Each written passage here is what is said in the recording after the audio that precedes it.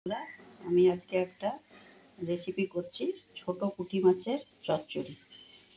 তার জন্য আমি আলু কুচিয়ে নিয়েছি, একটু সজনে ডাঁটা নিয়েছি, একটু কুমড়ো কেটে নিয়েছি, সজনে ডাঁটা, কুমড়ো আর বেগুন কুচিয়ে নিয়েছি, একটু টমেটো নিয়েছি, পেঁয়াজ কুচিয়ে নিয়েছি, এখানে 4টে পেঁয়াজ আছে।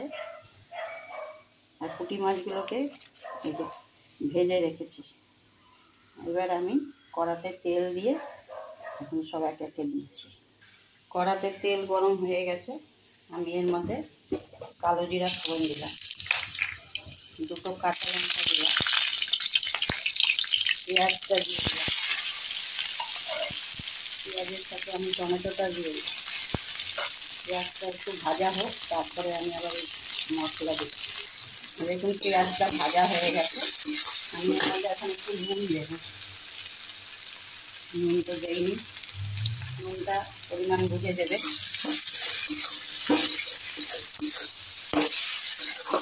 পেঁয়াজটা একটু ভাজি দিই। এই দেখুন এখানে এই যে এতটুকু লঙ্কার গুঁড়ো নিয়েছি আর এখানে হলুদের গুঁড়ো নিয়েছি, দিয়ে আমি এর মাঝে দিয়ে দিচ্ছি।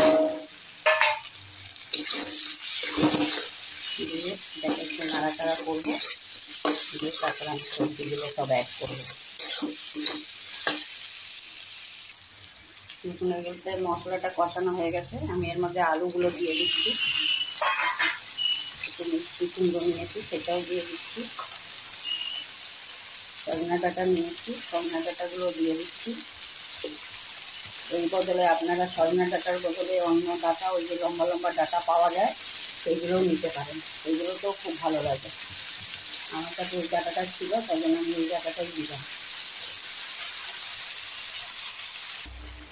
দেখুন সবজিগুলো সব মশলা টশলার সাথে সব মিশিয়ে দিয়েছি। এবার এইটাকে আমি ঢাকা দিয়ে দিচ্ছি। চাপাটা খুলে দিয়েছি।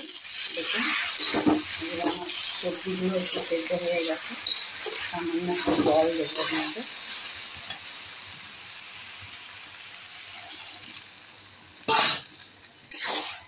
জল দিয়ে তারপরে আমি মাছগুলো উপর দিয়ে সাজিয়ে দেবো।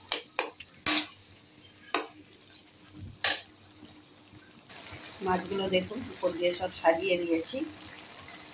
এখন আমি এটাকে একটু চাপা দিয়ে দেবো। দেখুন আমার মাছ চচ্চড়ি হয়ে গেছে, পুঁটি মাছের, ছোটো পুঁটি মাছের চচ্চড়ি। এখন আমি এটাকে গ্যাস বন্ধ করে দেবো। দেখুন লুকটা কেমন হয়েছে ছোটো পুঁটি মাছের চচ্চড়ি। এমনি করে একবার বানিয়ে খেয়ে দেখবেন, খুবই ভালো হয়।